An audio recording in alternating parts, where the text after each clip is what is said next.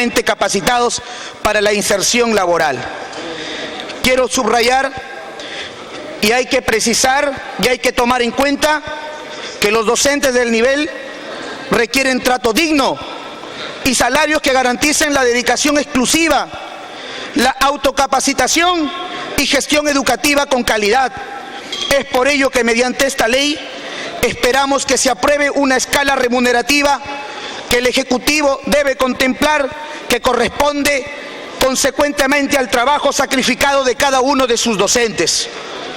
Sabemos que los profesores que ingresaron a partir de la presente ley lo harán por el primer nivel de su escala remunerativa, que hoy aprobemos. Sin embargo, los docentes que vienen trabajando en el nivel, la mayoría lo viene haciendo por más de 20 años de servicio y ya muchos de ellos están cerca de jubilarse.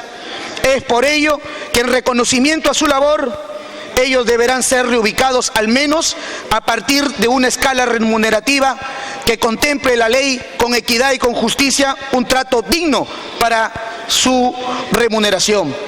Señor presidente, este pleno tiene hoy la oportunidad de hacer historia reconociendo esa labor que le he mencionado, con una ley justa que atienda las necesidades más urgentes de sus maestros a lo largo y ancho del país y nuestra sociedad, la oportunidad de priorizar y valorar la educación tecnológica que aquí se requiere, como aquí también se ha mencionado. Se dio la ley de reforma magisterial, se dio la ley, señor presidente, universitaria, y hoy damos con justicia y que sea verdaderamente así la ley para los docentes de institutos superiores. Eso lo va a decidir el voto consciente de este Congreso. Muchas gracias. Gracias. Congresista Agustín Molina.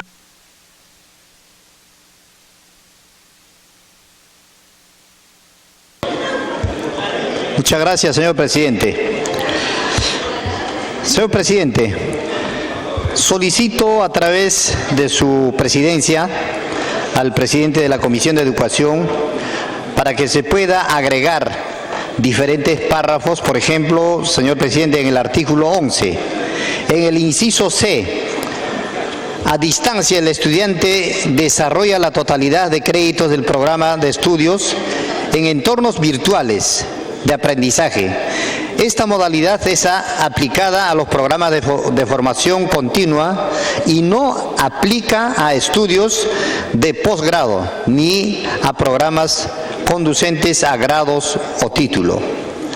Igualmente, señor presidente, también solicito en el artículo 12 se considere y que se agregue en este párrafo enfoques de la formación. La formación de los IES se desarrolla aplicando diferentes enfoques tales como dual, alternancia, entre otros, siempre que cumplan con las condiciones básicas para cada caso. En los IES y EES públicos implementan de manera progresiva el enfoque dual en la formación que ofrecen, siempre que cuenten con las condiciones básicas respectivas.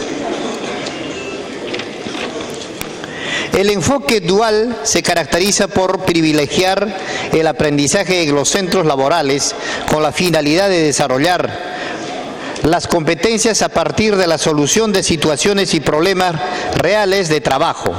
En la formación dual, al menos el 50% del total de horas del programa de estudios se realiza en los centros laborales asociados a los programas de estudios, los cuales deben contar con los formadores para desarrollar las actividades de aprendizaje. Los IES y EES que se acojan a este enfoque de formación suscriben convenios con empresas idóneos que se comprometen a brindar formación práctica en sus centros empresariales. Dichos convenios son informados al Ministerio de Educación.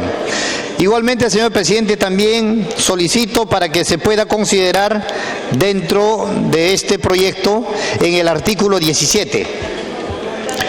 Certificado modular otorgado por las IES y EES Los programas de estudios organizados por módulos permiten obtener un certificado al concluir los estudios de dichos módulos a fin de facilitar la incorporación del estudiante al mercado laboral.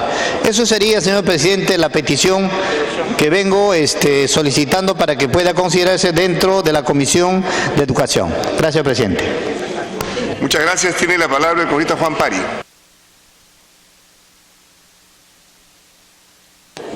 Muchas gracias, presidente. Yo no voy a referirme a las bondades de la ley y creo que muchos han aplaudido la importancia de la norma, pero sin embargo yo creo que hay que tener cuidado con dos cosas. Dos cosas que ligan con la realidad. Una, que 9 millones de peruanos mayores de 14 años no han terminado estudios básicos. Ni el 45.9% de jóvenes que están entre 20 y 28 años no han terminado la secundaria.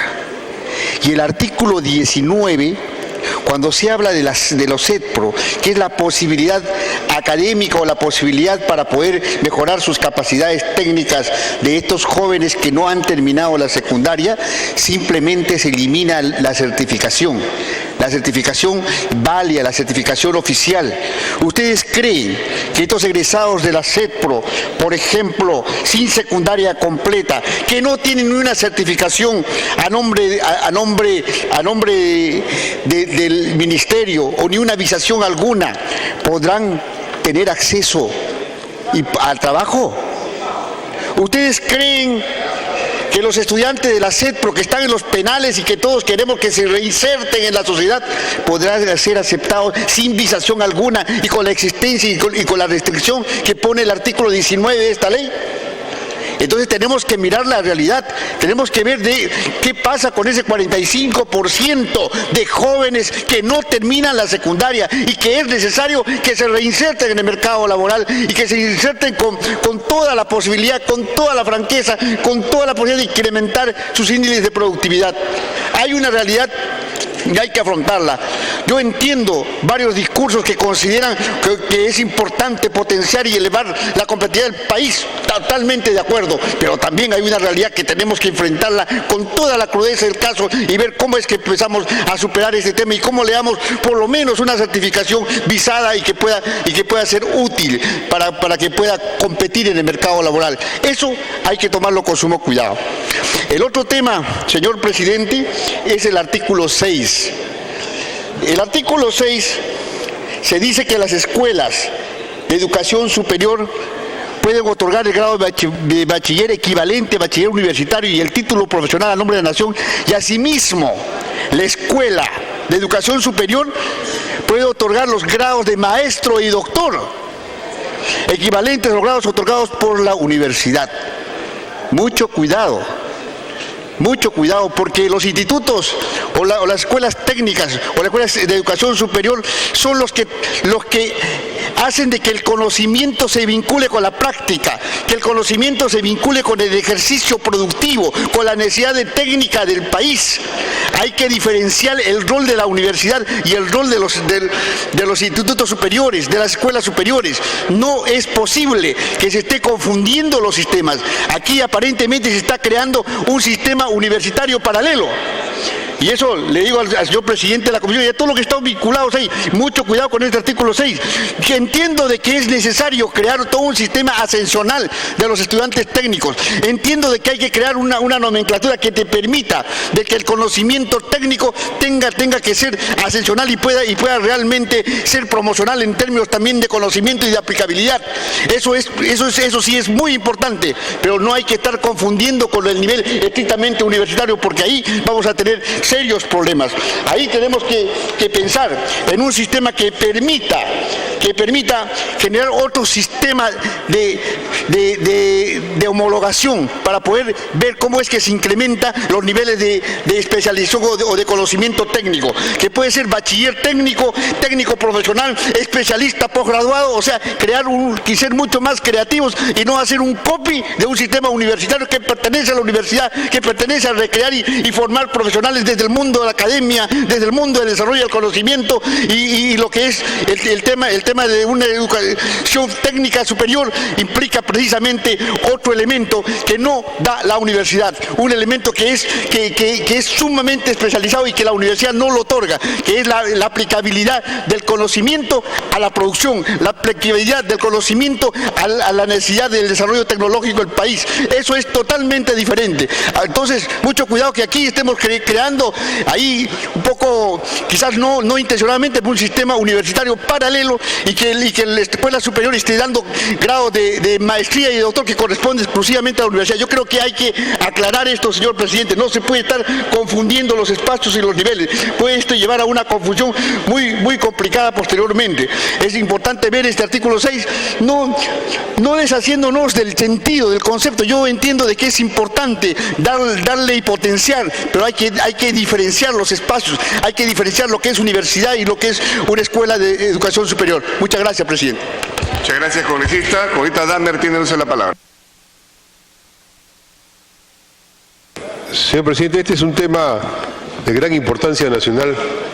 Creo que en eso todos coincidimos.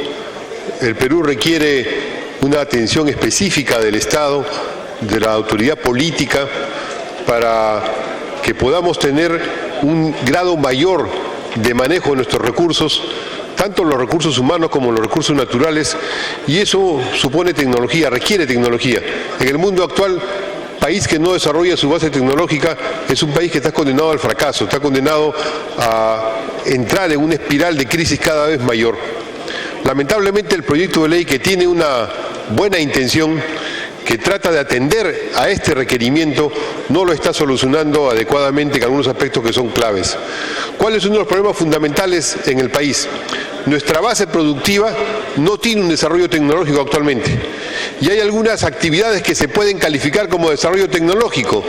Por ejemplo, la actividad agraria de la costa, que siembra en el desierto y que lleva agua y alimenta de manera muy especial a las plantas. ¿Acaso se puede llamar una capacitación tecnológica que a trabajadores, muchos de ellos jóvenes, durante años que están trabajando ahí, porque les han enseñado cómo poner una gota de agua en forma regular como alimento de esa planta, ya les han dado capacitación tecnológica? ¿Eso es darle capacitación tecnológica? Bueno, esta ley les va a permitir a determinadas empresas decir que sí está dando capacitación tecnológica, o a los muchachos que trabajan en los servicios o que trabajan en los grandes complejos comerciales, cuya vida está destinada a saber cómo una máquina suma y resta, o cómo la señora puede poner la tarjeta para el pago, y que están parados 8, 10 o 14 horas y reciben un sueldo miserable. Y muchas veces sus propios centros dicen que los capacitan tecnológicamente porque les enseñan a manejar esa máquina de sumar y restar, y una vez que ya no les sirven los botan y no tienen ninguna apreciación. Eso es darle capacitación tecnológica. En el Perú podemos tener algunos sectores de alta tecnología, y el resto del país, si es que no se orienta bien, puede ser gente que haga empresa para hacer negocio de una supuesta capacitación tecnológica, que es solamente una manera de mantener en el atraso al conjunto de la sociedad. Por eso hay en particular 3 temas que son claves, que deberían hacerse explícitos o solucionarse con la ley. Uno primero es que no hay capacitación tecnológica si el Estado no pone recursos.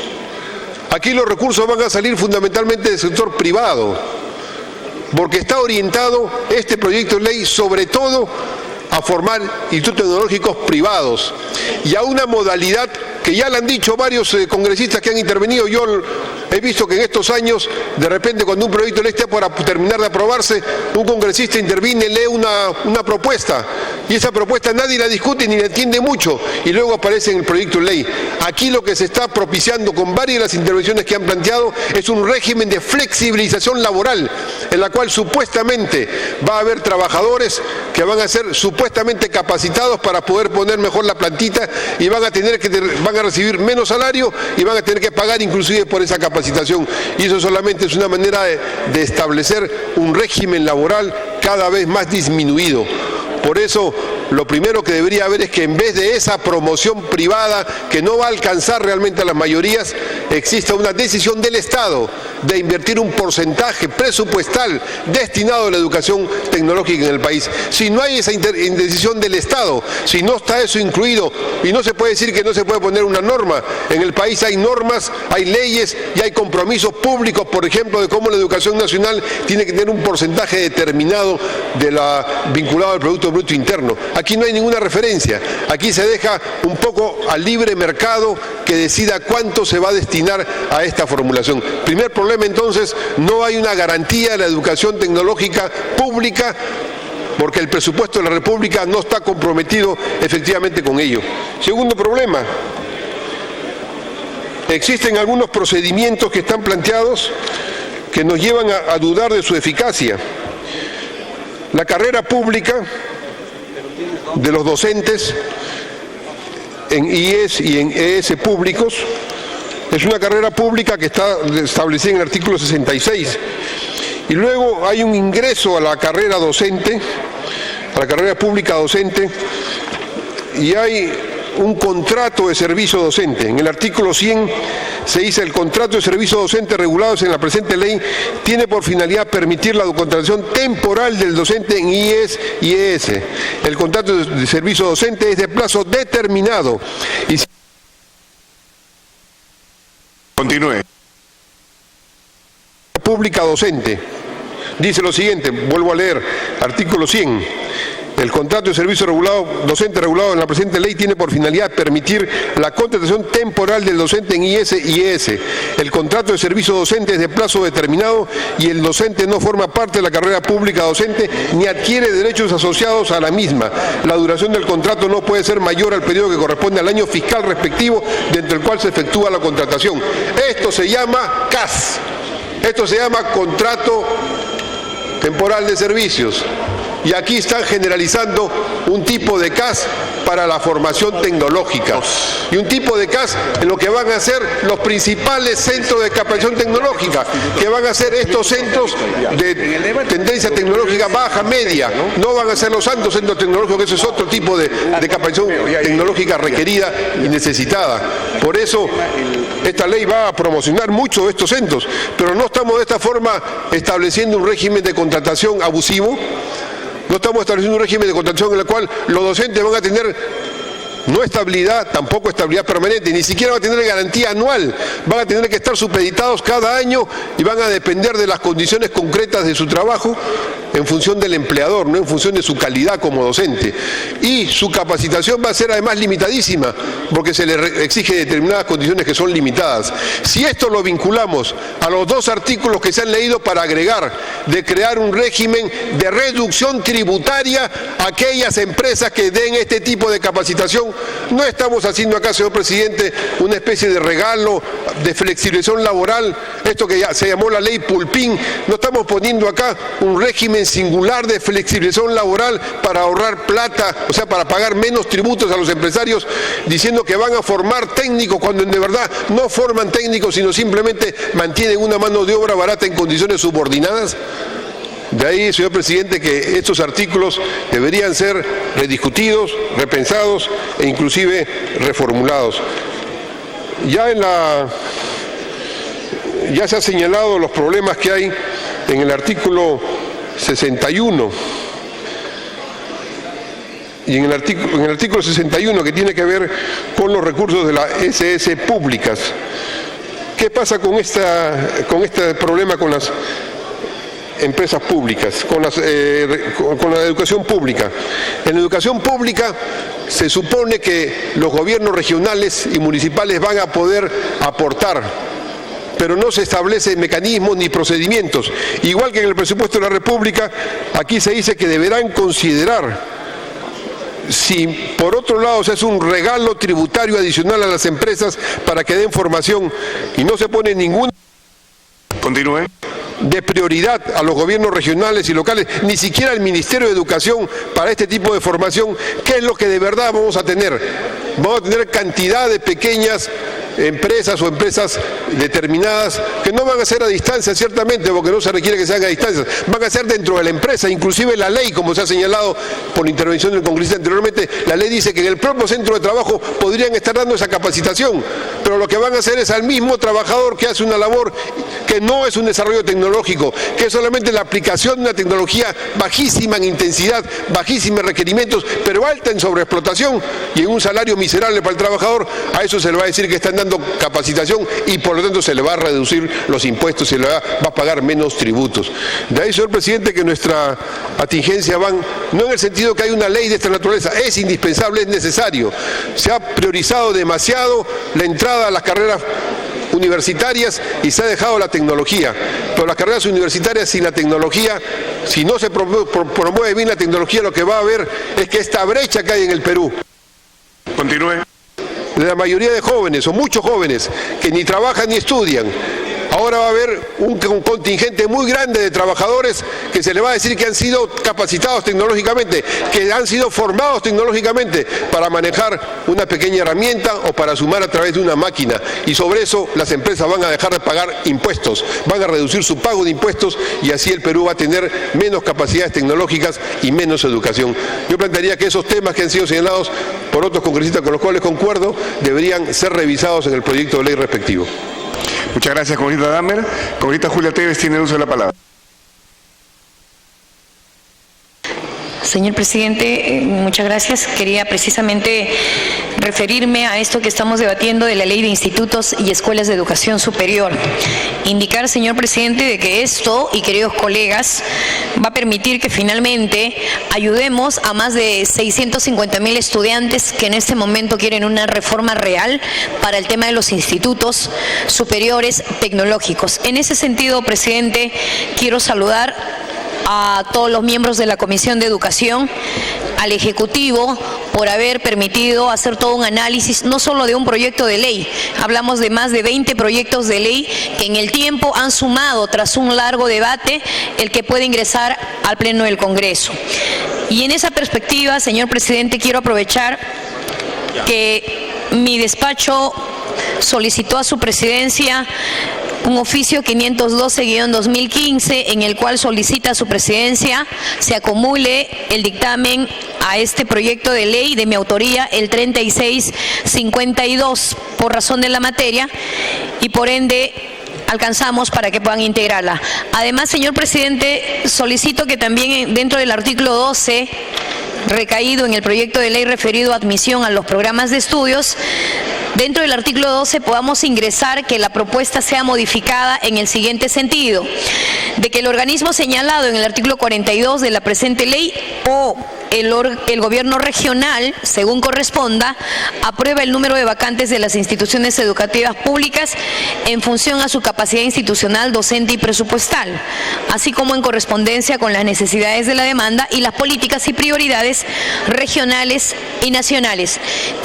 A razón de que los institutos y las escuelas de educación superior públicos dependen presupuestariamente de los gobiernos regionales, por lo que no es factible que establezcan un número de vacantes sin la autorización correspondiente del gobierno regional o de Educatec, según corresponda. Asimismo, en dicha evaluación se deberá certificar la capacidad institucional y docente, así como el alineamiento a las demandas regionales y a las políticas educativas nacionales. Por lo tanto, señor presidente, solicito esa modificación en el artículo 12 y lo propio también esta modificación para complementar y tener una reforma real, el artículo 45 referido a la estructura orgánica del Educatec. El artículo 45, presidente, en el inciso A, respecto a la alta dirección, integrar un consejo directivo, una jefatura, secretaría general y consejo asesor. En el mismo artículo, señor presidente, el consejo asesor en ese sentido estará integrado por 5 miembros, representantes de las organizaciones y gremios empresariales definidos en el reglamento de la presente ley. La designación de los miembros del consejo asesor de Educatec se realiza mediante resolución ministerial del Ministerio de Educación a propuesta de las entidades que lo integran. El cargo de miembro del consejo asesor será ejercido ad honore. Esto es importante, señor presidente, para que se pueda incluir en el artículo 45, dado que en la comisión hemos trabajado seriamente lo que van a ser las estructuras orgánicas de Educatec, que fue finalmente definido con ese nombre. Eso es todo, presidente, y felicito finalmente también el trabajo para todos los docentes de todos los institutos privados y públicos, de institutos tecnológicos, que realmente han esperado por largos años una real meritocracia, ganar como se merecen, porque son 40 horas de trabajo y ellos merecen ganar como también se dedican a tiempo completo. En ese sentido felicito, porque esta es la forma de poder reformar a los docentes de institutos pedagógicos, tecnológicos y artísticos, y poder decir que estamos trabajando por una verdadera reforma. Así como hicimos en educación básica regular, hemos trabajado y estamos trabajando, y esto depende de todos los congresistas, en el tema de institutos superiores tecnológicos. Gracias, señor presidente. Muchas gracias. La mesa directiva se complace en saludar a los jóvenes de la Universidad de Bryant, Tennessee, Estados Unidos de América, que se encuentran en la galería acompañados de la congresista Omonte Durán. Están desarrollando labores educativas y sociales en los distritos de San Martín de Porras y de Comas. Habiendo concluido el rol de oradores, tiene el uso de la palabra el señor presidente de la Comisión de Educación.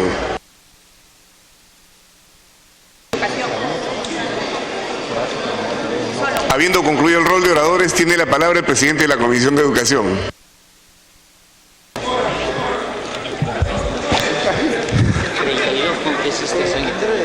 Muchas gracias, señor presidente. Después de haber escuchado los comentarios y los aportes de 32 congresistas, y creyendo que es de mucha utilidad en la comisión, señor presidente, para poder sacar una ley con mejores argumentos, pedimos un cuarto intermedio para poderlo trabajar, para poder consensuar estos aportes, señor presidente. Muchas gracias. Muchas gracias. Siguiente tema.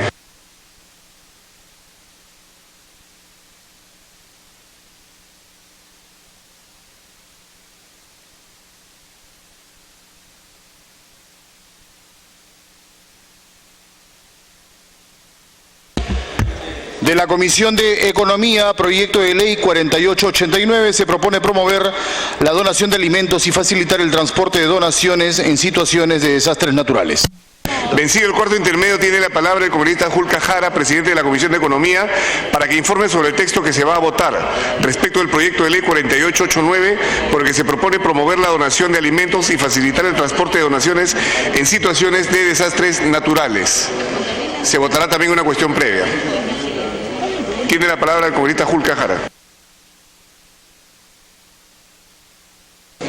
Señor presidente, queridos colegas, luego del cuarto intermedio que solicitamos la semana pasada respecto al proyecto de ley que se está poniendo nuevamente en debate, presidente, hemos recogido una serie de sugerencias de nuestros colegas congresistas que iniciaron el debate la semana pasada y acabamos de presentar un texto sustitutorio, presidente, por lo que solicitaría que se dé lectura al nuevo texto que hemos presentado, donde en tema central, presidente, se ha tomado la preocupación del nivel de fiscalización que debe haber, en el que queda claramente establecido que tanto la SUNAT, DIGESA y el MIDI son los entes que fiscalizarían todo el proceso. A la vez, una preocupación central, presidente, era el nivel de donación que se había propuesto inicialmente, el 25% de la renta neta, de la venta neta. Luego de reuniones que hemos tenido, tanto con el MEF y con los promotores de la norma, se ha visto por conveniente bajar del 25% al 3%. Creemos que el 3% es un monto totalmente razonable que permitirá que las empresas que hoy día desechan muchos alimentos puedan destinarlos a donaciones por fines de mejorar el nivel de alimentación. Por eso, presidente, solicito que se dé lectura al texto que hemos presentado hace un momento, por favor. Es un texto de 6 páginas. Lo vamos a distribuir a los señores congresistas mientras vamos marcando asistencia para votar la cuestión previa planteada por el congresista Damer, para que se pida una información a la SUNAT sobre los alcances del proyecto de ley en debate. Marcar asistencia para votar la cuestión previa, mientras tanto procédase a distribuir el dictamen sustitutorio.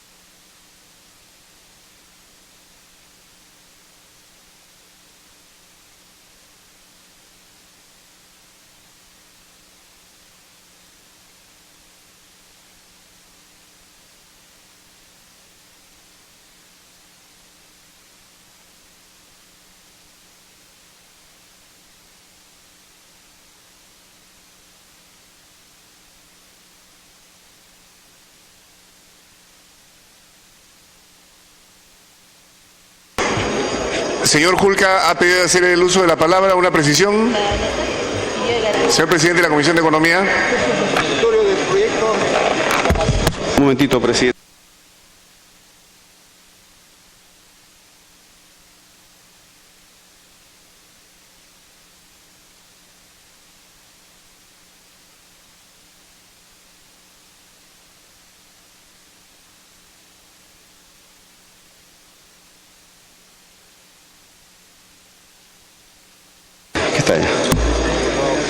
Presidente, colegas, respecto a la cuestión previa planteada justamente en la disposición complementaria final, se establece claramente y dice, tercera, informe. La SUNAT deberá remitir a la Comisión de Economía, Banca, Finanzas e Inteligencia Financiera del Congreso de la República un informe anual donde se detalle las donaciones de alimentos precisando el origen, valor en soles y destino. O sea, estamos de alguna manera tomando, presidente, lo propuesto porque consideramos que y solicitamos a nuestro colega congresista que pueda retirar la cuestión previa para continuar con el debate, presidente. Gracias. Solo el congresista Manuel Damer, autor de la cuestión previa, podría solicitar el retiro de la cuestión previa. Congresista Damer. Señor presidente, yo he presentado la cuestión previa para saber de este proyecto cuánto es que se exonera de impuestos. Luego de las donaciones es una cosa distinta. Correcto, continuamos entonces al voto la cuestión previa planteada por el congresista Manuel Damer. Que se consulte a la SUNAT los alcances del proyecto de ley que estamos por votar.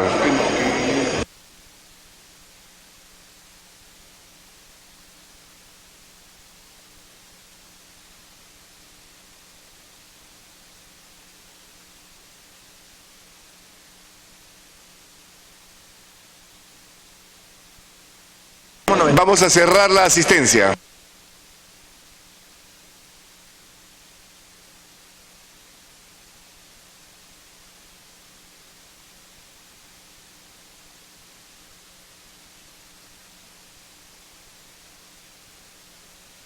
No. 94 congresistas presentes. Al voto, la cuestión previa planteada por el congresista Manuel Damer Eguaguirre para pedir a la SUNAT informe sobre el proyecto de ley en debate como condición previa para votar por él. Votar.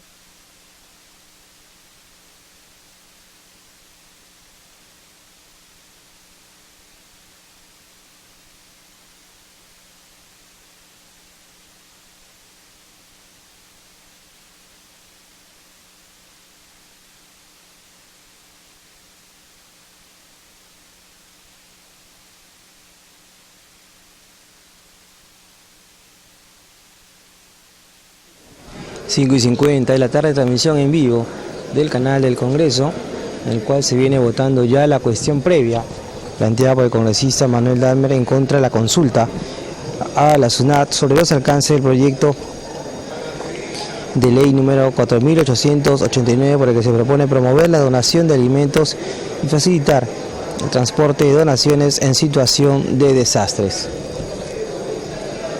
Se viene registrando ya la votación en el tablero electrónico instalado aquí en el hemiciclo principal del Palacio Legislativo. Estamos votando la cuestión previa planteada por el congresista Damer para que se solicite un informe a la SUNAT sobre los alcances del proyecto de ley en debate.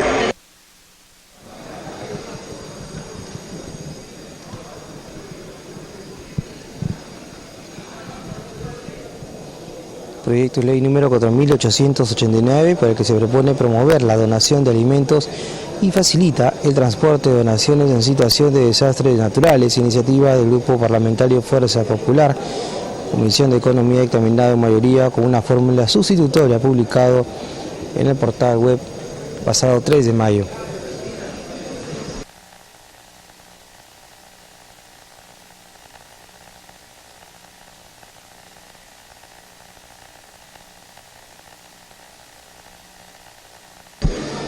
El presente proyecto de ley tiene objeto de establecer un marco normativo que regule la donación de alimentos en buen estado. Vamos a cerrar la votación.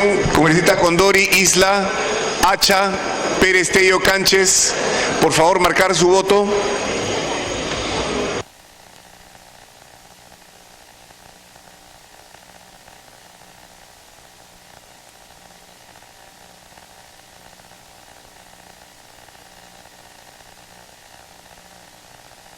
Cerrar la votación. Votación cerrada. A favor de la insistencia 22, en contra 62, abstenciones 8. En consecuencia, la cuestión previa ha sido rechazada. Con la misma congresista Pérez Tello, rojo. Con la misma asistencia se va a votar el nuevo texto sustitutorio presentado hoy a las 17 horas con 33 minutos por el presidente de la comisión y distribuido a la representación nacional. Tablero.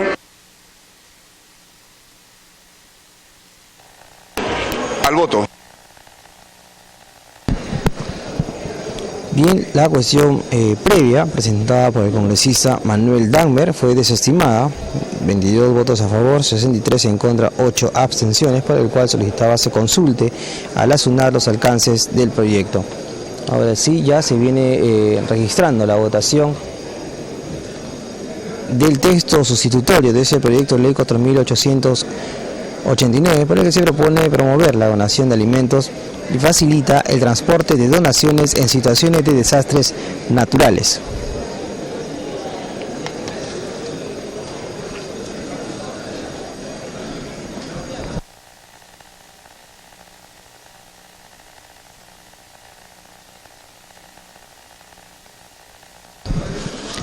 El presente proyecto de ley tiene por objeto establecer un marco normativo que regule la donación de alimentos en buen estado que hubiera perdido valor comercial y se encuentre aptos para el consumo humano.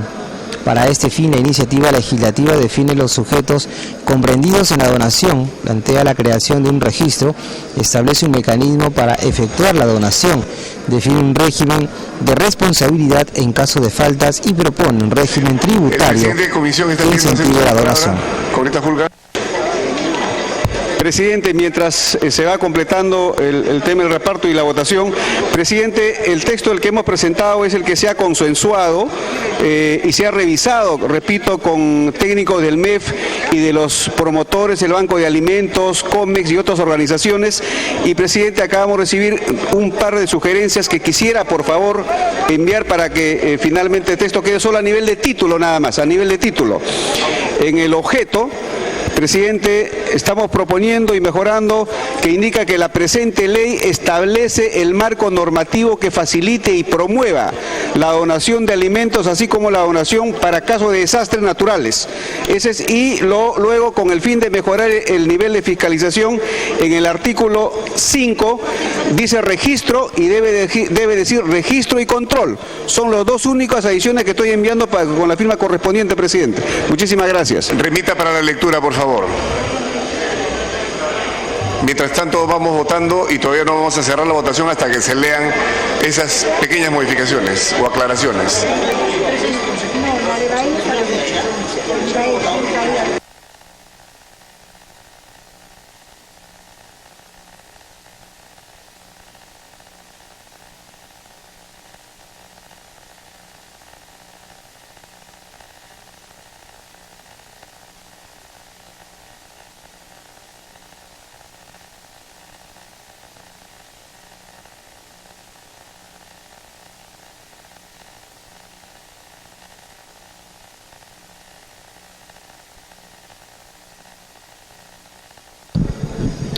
La presente iniciativa legislativa no representa gastos ni pérdida de recaudación para el Tesoro Público en el caso de la donación de alimentos, toda vez que las empresas que desechan, incineran o entierran alimentos en presencia de un notario son beneficiarios del crédito fiscal, por lo cual esta norma no altera en absoluto esa figura.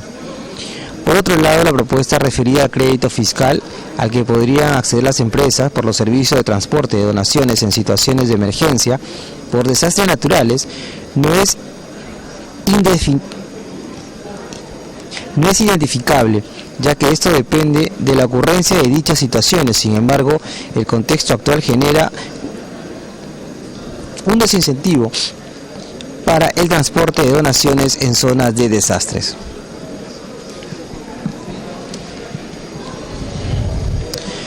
El beneficio para los diferentes actores como empresas e instituciones. Se van a las últimas anotaciones, modificaciones hechas por el presidente de la comisión. Nuevo texto del artículo 1. Artículo 1. Objeto. La presente ley establece el marco normativo que facilite y promueva la donación de alimentos, así como la donación para casos de desastres naturales. A. La donación de alimentos en buen estado que hubieran perdido valor comercial y se encuentren aptos para el consumo humano, a efectos de que a partir del tercer año de la entrada en vigencia de esta ley, los almacenes de alimentos y supermercados donen la totalidad de los alimentos que tengan esta condición, quedando prohibida la destrucción de los mismos con la finalidad de contribuir a satisfacer las necesidades alimentarias de la población económicamente más vulnerable. B. Las donaciones y los servicios gratuitos para atender a la población afectada de las localidades declaradas en estado de emergencia por desastres producidos por fenómenos naturales, siendo aplicables durante el plazo de dicho estado de emergencia. Con relación al artículo 5, la modificación es en el epígrafe. Queda redactado de la siguiente manera: registro y control. Cerrar la votación.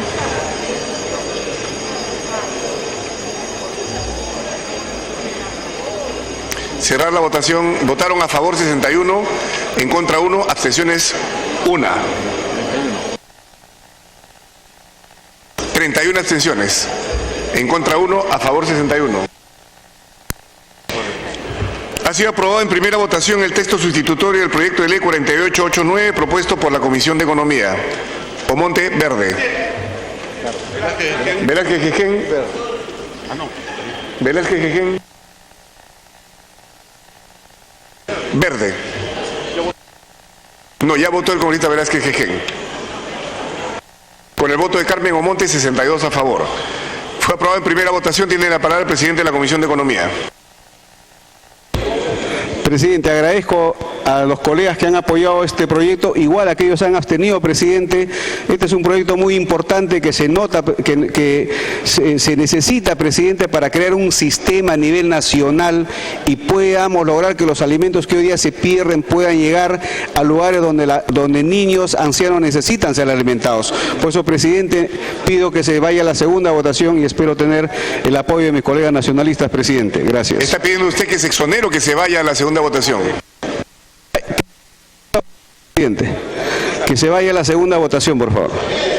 Perdón, que se exonere, presidente. Correcto, es que porque si no tendríamos que esperar 7 días. Ha pedido que se exonere la segunda votación. Al voto la solicitud de exoneración de segunda votación planteada por el presidente de la Comisión de Economía. Con la misma asistencia. Bien, con 62 votos a favor, 1 en contra, 31 abstenciones, ha sido aprobado en primera votación el proyecto de ley 4889, que propone promover la donación de alimentos y facilita el transporte de donaciones en situación de desastres naturales. A pedido del presidente de la Comisión de Economía, el congresista Julca, ha solicitado la exoneración de la segunda votación, la cual se registra con la misma asistencia.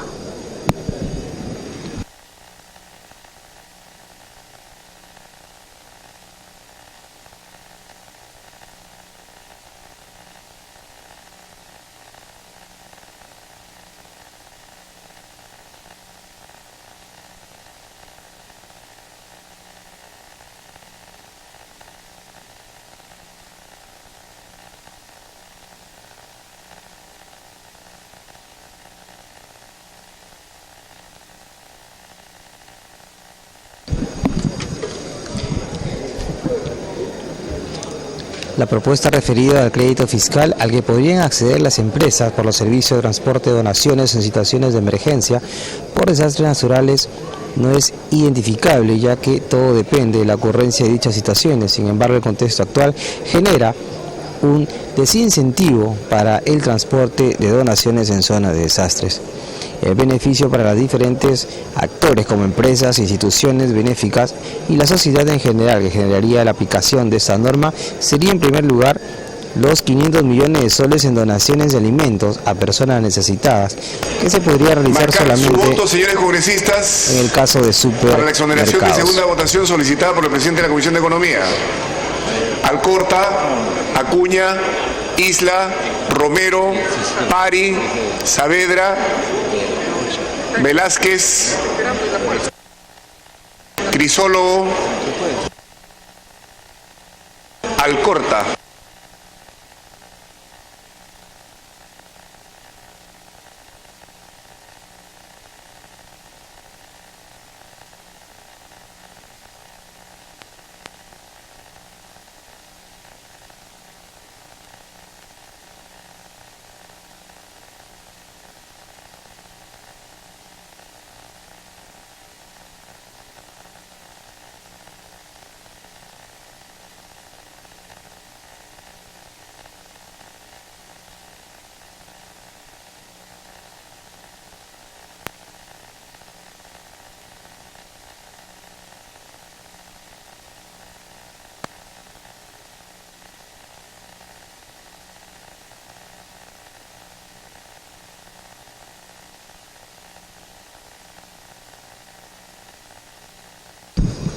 Cerrar la votación. De los pañales. Esa es una locura. 57 a favor, 1 en contra, 33 abstenciones. Ha sido aprobada la exoneración de segunda votación más Guayama. Ámbar. Ámbar, 34 abstenciones. Medina. Verde, 58 a favor. Verde Omonte, 59 a favor.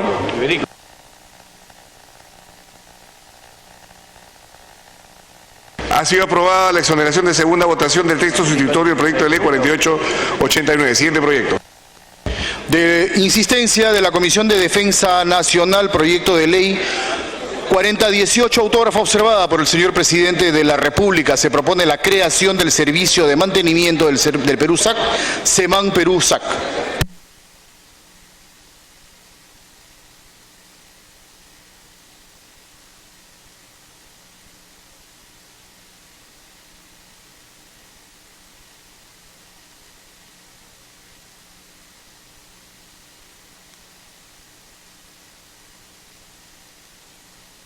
La palabra, presidente. Se va a iniciar la sustentación del dictamen en mayoría de la Comisión de Defensa Nacional recaído en las observaciones formuladas por el señor Presidente de la República, la autógrafa de ley, que recomienda la insistencia en el texto aprobado por el Pleno del Congreso, porque se propone la creación del Servicio de Mantenimiento del Perú.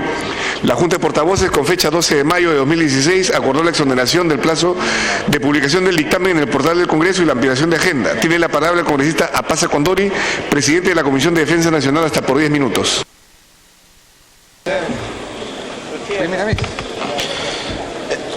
Señor Presidente del Congreso de la República, por su intermedio un saludo a todos los colegas parlamentarios en este hemiciclo.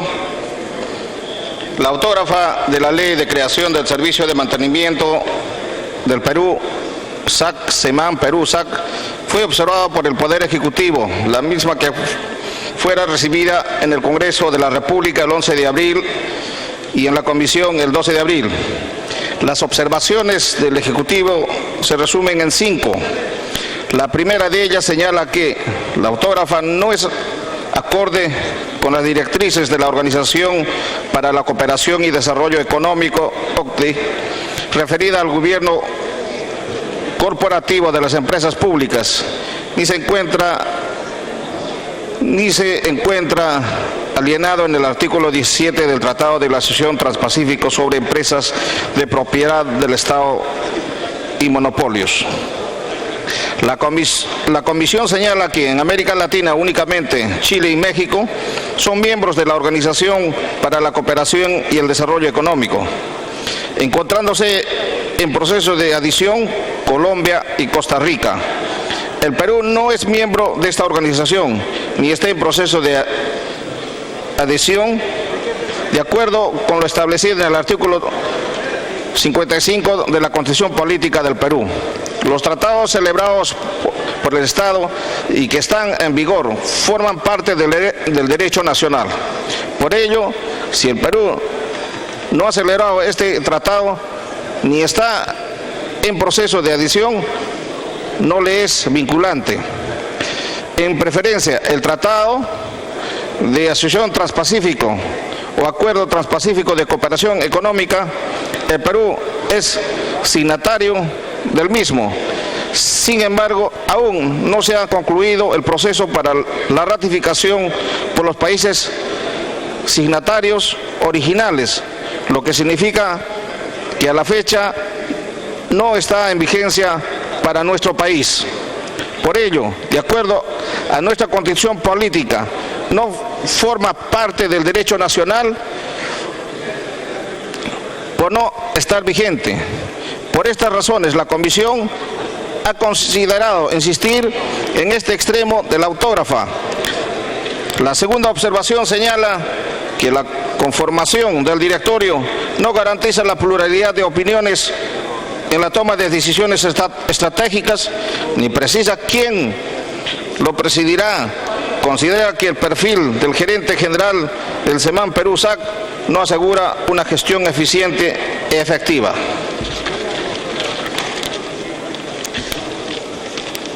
La Comisión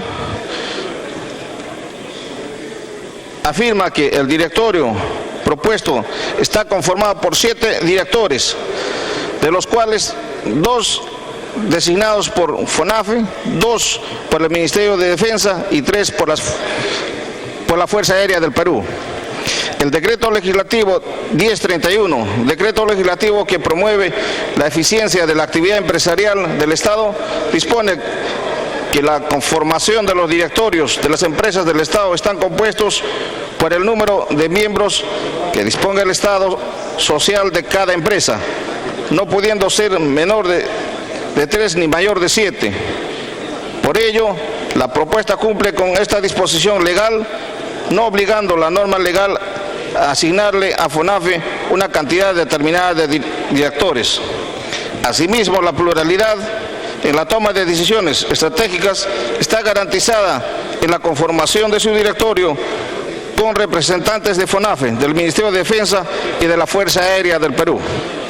En cuanto a la presidencia del directorio y a la designación del gerente general, estos serán definidos en el estatuto de conformidad con los criterios establecidos en el mencionado decreto legislativo 1031, motivo por el cual resulta innecesario introducir las modificaciones propuestas al texto legal de la autógrafa. No obstante, para ello, recordemos que los bienes, la infraestructura, las licencias, las certificaciones, los permisos, la experiencia, la buena reputación comercial internacional, etcétera, necesarios para la implementación del SEMAN Perú-SAC, pertenecen a la Fuerza Aérea del Perú. Por ello es que se le asigna 3 directores.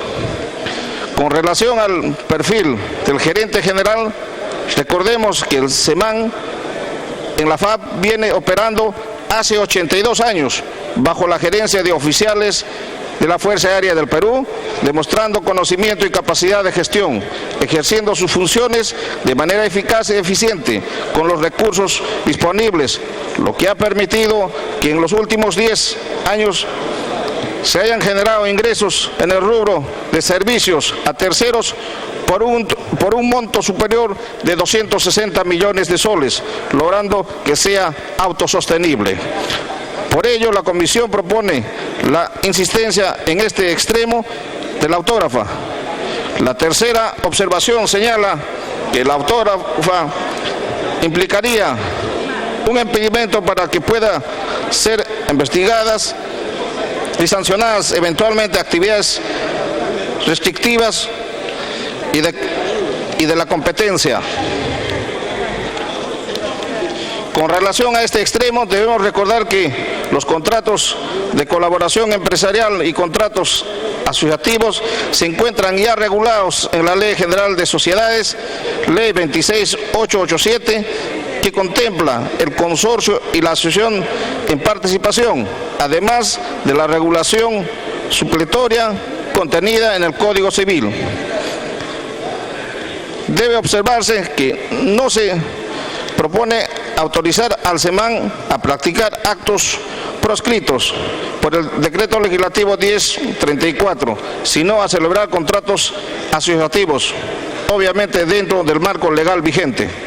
Asimismo, el artículo 18 del texto legal propuesto dispone que las acciones de control gubernamental son efectuadas por el órgano de control institucional, cuyo jefe designado de conformidad con el Sistema Nacional de Control. Para ello, insistimos en este extremo de la autógrafa. La cuarta observación afirma que no se ha determinado el costo que implicaría la implementación de SEMAN Perú-SAC, ni los recursos con los que cuenta actualmente SEMAN son suficientes para la creación de una nueva empresa, lo cual contraviene al artículo 78 de la Constitución Política del Perú. El SEMAN trabaja como una organización de mantenimiento aeronáutico desde el año 1988, contando con las licencias y autorizaciones otorgadas por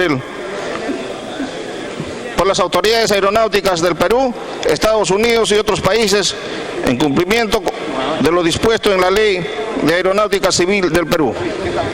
En la actualidad, el SEMAN viene funcionando como una empresa, cuenta con establecimiento, infraestructuras, maquinarias, herramientas, personal especializado, clientela, signo distintivo, licencias